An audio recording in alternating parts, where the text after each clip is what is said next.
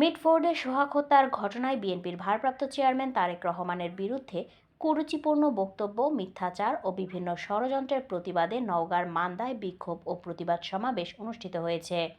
নওগাঁ জেলা প্রতিনিধি ওয়াসিম রাজু জানান, মঙ্গলবার বিকেলে ৯ নং তেঁতুলিয়া ইউনিয়ন বিএনপি ও অঙ্গ সহযোগী সংগঠনের উদ্যোগে ইউনিয়নের সাবাই বাজারে এই সমাবেশ অনুষ্ঠিত হয়।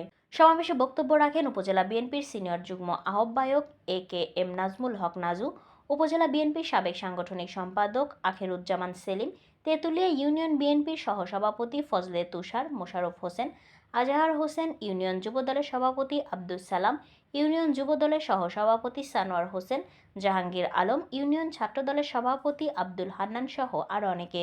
সমাবেশে বিএনপি ও তারেক রহমানের বিরুদ্ধে ষড়যন্ত্রকারীদের কটূক্তির তীব্র নিন্দা ও প্রতিবাদ জানিয়ে বক্তারা বলেন, দেশবাসী যখন বিএনপির দিকে তাকিয়ে আছে, ভারপ্রাপ্ত চেয়ারম্যান তারেক রহমানের স্বদেশ প্রত্যাবর্তনের অপেক্ষায় প্রহর গুনছে, ঠিক তখনই একটি মহল পরিকল্পিতভাবে ষড়যন্ত্র করছে।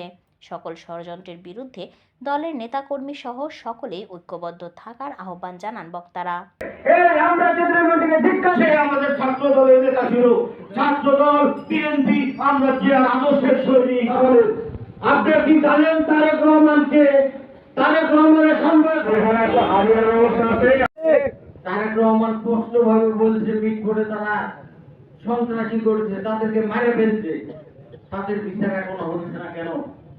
তাদেরকে খুব তাড়াতাড়ি ধরার ব্যবস্থা করতে হবে। কই ভাই, তাদেরকে তো ধরতেছে না। তাইলে এদের পিছনে উদ্দেশ্য কার আছে? এটাও কিন্তু আপনাদেরকে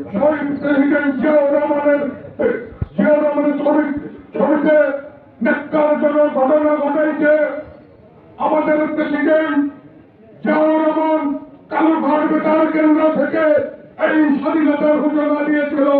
ঘোষণা দিয়েছিল ক্ষান্ত হননি, নিজে অস্ত্র হাতে বাংলা ছেলে তেমন ছেলের মতো সারা বাংলাদেশে যে যুদ্ধ করেছে, তার ছবিতে ন্যাক্কারজনকভাবে পদগুলিত করেছে। তারেক রহমানকে পুনর্গ্রহণ করেছে, চক্রান্ত করেছে এবং বিএনপির বিরুদ্ধে ষড়যন্ত্র করছে। তার ধিক্কার জানায়। এখনো সময় আছে। আপনাদেরকে বলে দিতে চাই, আহ্বান করতে চাই, আপনারা দেশবাসীর কাছে ক্ষমা চেয়ে নিন।